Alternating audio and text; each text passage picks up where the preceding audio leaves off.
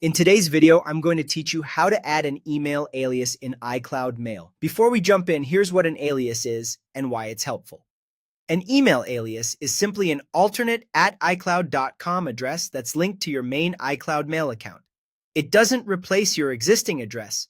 It just gives you another address you can use for sending and receiving mail while everything still lands in your primary inbox. This is great for separating personal notes from newsletters, online shopping, or projects without creating a brand new account. Keep in mind, you can have up to 3 aliases on one iCloud account. Let's set one up. Open your preferred web browser and go to iCloud.com/mail. Sign in with your Apple ID to access iCloud Mail. Once your mailbox loads, look at the top of your mailboxes list for the gear icon.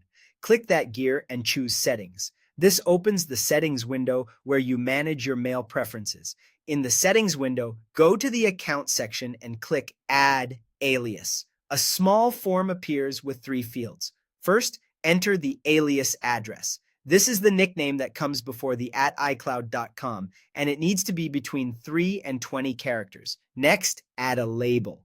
The label is just for you. It's an internal name that helps you tell multiple aliases apart at a glance, so pick something descriptive. Finally, enter the full name. This is the display name people will see in their inbox when you send messages from this alias, so choose a name that matches the purpose of the alias. When everything looks right, click Create to finish. That's it. Your new alias is now active and ready for sending and receiving mail within iCloud. All messages sent to this alias still arrive in your main inbox, keeping everything in one place while letting you control how your address appears to recipients.